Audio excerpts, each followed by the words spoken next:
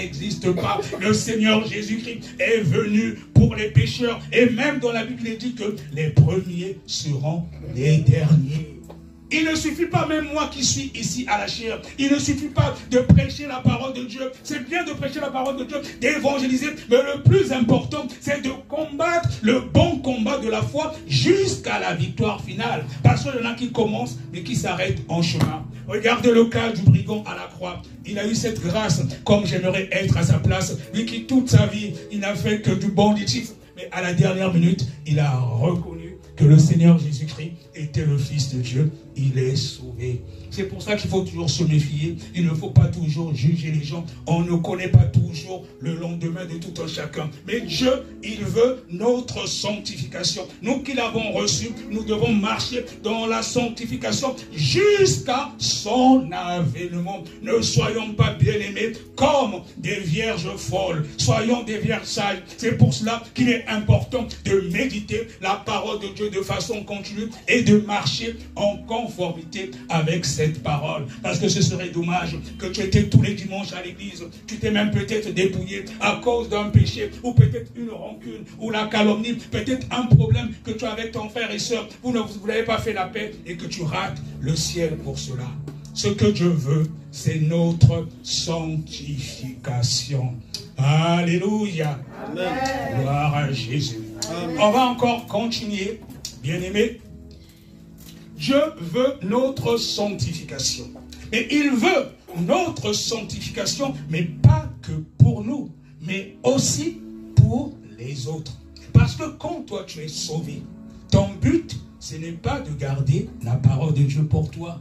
Tu vas aller maintenant faire des nations, des disciples, comme le Seigneur Jésus-Christ a recommandé. Et c'est comme je disais que cela commence déjà. Quand tu fais montre du fruit de l'esprit, il faut que tu donnes envie aux gens de connaître ton Dieu. Amen.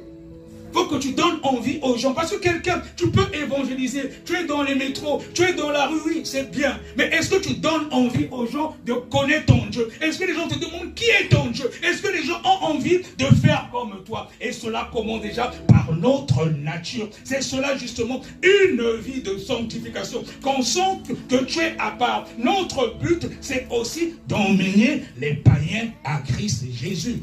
C'est comme quelqu'un qu'on a donné les talents. Vous connaissez la parabole des talents. Celui qui a pris son talent, il l'a caché parce qu'il avait peur du maître. Toi, on t'a donné les talents, tu gardes ça pour toi-même. Tu ne peux pas fructifier, même ce qu'on t'a donné. Mais le Seigneur Jésus-Christ, il va te redire cela. Il t'a sanctifié. Il a fait de toi son disciple pour que toi aussi à ton tour, que tu fasses des nations, des disciples. Et cela n'est pas réservé qu'aux pasteurs, n'est pas réservé qu'aux apôtres, n'est pas réservé aux évangélistes. C'est réservé à tout le monde, tout disciple de Jésus. Ce que Dieu veut, c'est notre sanctification. Alléluia. Amen. On va encore lire dans Romains 15, le verset 16. Romains 15, le verset 16. Romains 15, le verset 16. Amen. Je lis la parole de Dieu au nom de Jésus. À cause de la grâce que Dieu m'a faite d'être ministre de Jésus-Christ parmi les païens, m'acquittant du divin service de l'évangile de Dieu, afin que les païens lui soient une offrande agréable, étant sanctifiés par l'Esprit Saint. Alléluia. Afin que les païens lui soient une offrande agréable, étant sanctifiés par l'Esprit Saint.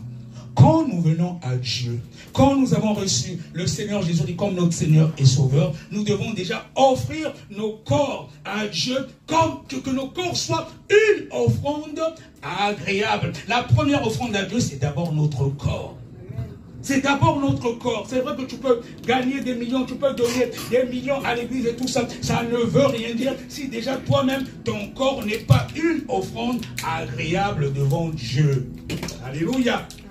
Et c'est pour cela, comme notre Dieu est saint, la sainteté, c'est le premier de ses attributs. Et c'est pour cela, certaines personnes, parfois, nous voyons se tenant devant la chair, par exemple, avec des parures de Jézabel, ou tout ce qui est faux, qui se mettent à évangéliser, à prêcher la parole de Dieu. Il n'y a pas de puissance. Dieu est saint. Ça veut dire, comment est-ce que tu peux prêcher la parole de Dieu ou évangéliser, mais avec des parures de Jézabel, par exemple, ou avec tout ce qui est faux, faux cheveux, faux cils, faux ongles, tout ça, mais ça n'a pas de sens, parce que notre Dieu, il est saint, et la sainteté, c'est le premier de ses attributs. Dieu n'est pas dans le faux, et cela me fait mal. Je vois même des pasteurs qui se décapent la peau, surtout chez moi, le Congo, dans mon pays, le Congo. Il était noir, il devient blanc, et tu te tiens devant la chair, tu as changé la nature de ce que Dieu a créé. Est-ce que tu es certain que c'est encore Dieu qui parle au travers de toi? Ça veut dire que tu te dis que Dieu t'a mal créé, tu étais noir, tu deviens blanc, mais quand tu prêches, mais ce n'est plus Dieu, je suis désolé.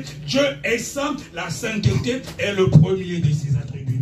C'est pour cela que, bien aimés, beaucoup seront surpris au dernier jour. Seigneur, j'ai fait ceci en ton nom, j'ai fait cela. Parce que vous devez savoir, mes bien-aimés, que les dons ne sont qu'une grâce. Dieu peut te donner un don de prophétie, les dons restent là, même l'onction reste, mais ce n'est pas ce qui va nous sauver. Et à certains, Dieu n'est plus avec eux, ils voient toujours une manifestation de puissance, il y a l'onction, alors que c'est le diable maintenant qui a changé les choses. Nous avons vu dans la Bible que même des gens qui ont prophétisé avec l'esprit de Python, le diable, il est rusé. Ça veut dire quand tu es dans le péché, il te laisse après dans cet état, parce que le but du diable c'est quoi? Il veut que tous nous ne soyons pas sauvés, parce qu'il a déjà été condamné.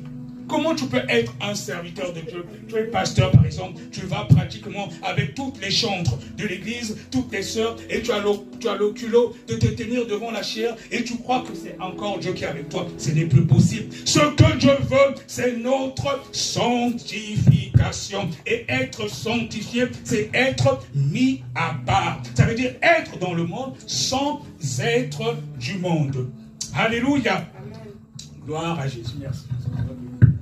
Alléluia, gloire à Jésus. Alors nous allons continuer toujours dans le livre de 1 Corinthiens au chapitre 3, les versets 16 à 17. 1 Corinthiens au chapitre 3, les versets 16 à 17.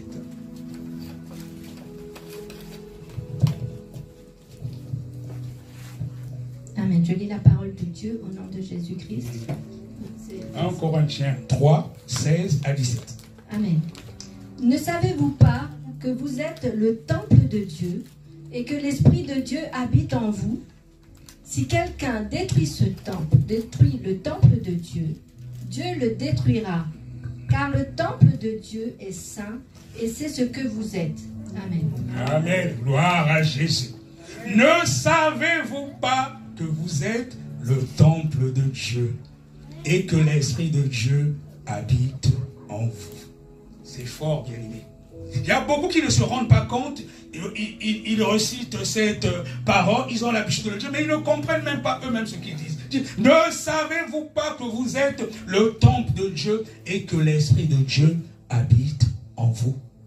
Bien-aimé, ma soeur, mon frère, nous sommes le temple de Dieu.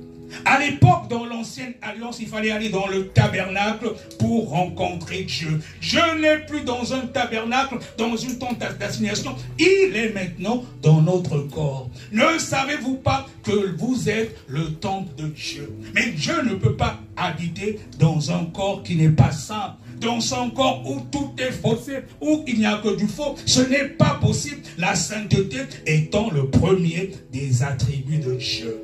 Ne savez-vous pas que vous êtes le temple de Dieu? Vous devez comprendre une chose, mes bien-aimés. Même quand on parle souvent des démons, eux, pour être à l'aise, ils sont obligés d'être dans un corps. Donc, de la même façon que le diable utilise ceux qui sont dans le monde occulte, ils sont possédés par ces esprits pour faire du mal à d'autres personnes. Le diable, notre Dieu, se sert aussi des personnes comme toi et moi pour intercéder pour d'autres personnes. Donc, ça veut dire que c'est comme un défi. Le diable dit, moi j'ai mes gens à moi. Dieu aussi dit que moi aussi j'ai mes gens à moi. Et c'est un défi. Donc, ne savez-vous pas que vous êtes le temple de Dieu, et que l'Esprit de Dieu habite en vous. Mais l'Esprit de Dieu ne peut habiter que dans un corps saint, je suis désolé. Et c'est le péché qui met une séparation entre nous et Dieu. J'entends souvent des gens, dans beaucoup de dénominations, ne touchez pas au oint de Dieu, ne touchez pas au oint de Dieu. Quelqu'un qui est dans l'impudicité, l'adultère, il sort pratiquement avec toutes les sœurs de l'église. Oh, ne touchez pas au oint de Dieu. C'est du n'importe quoi. Un oint de Dieu qui vit dans la sanctification, oui, mais celui qui est dans le péché, il n'est pas oint de Dieu, c'est le diable maintenant qui est là. Et il y a beaucoup qui se servent de cela, ils se disent, ah oui, non, attention, même s'il est dans le péché, c'est un oint de Dieu. Non. En tant que disciple de Jésus, on doit prier justement pour un de Dieu qui s'est détourné. Mais en tant que disciple de Jésus, c'est ton devoir aussi d'aller voir ton frère. Ça peut être le pasteur, ça peut être l'apôtre, ça peut être le prophète. Attention, mon frère, tu t'es écarté de la voix de Dieu. Un oint de Dieu qu'on doit respecter, c'est quelqu'un qui vit dans la sanctification, qui est un exemple. Un oint de Dieu qui est voleur, qui est adultère, en quoi tu vas lui faire un reproche que tu es dans le péché? Et c'est comme ça que dans beaucoup de dénominations, on enseigne des faussetés aux gens. Ne touchez pas au oint de Dieu. Donc même s'il est dans l'impudicité, il a une vie d'adultère, il sort avec toutes les sœurs de l'église, et les gens le connaissent cela, et c'est toujours un oint de Dieu, je suis désolé. Ça devient maintenant un oint du diable. Dieu est saint, la sainteté est le premier de ses attributs. Alléluia. Nous venons de dire que ne savez-vous pas que vous êtes le temple de Dieu et que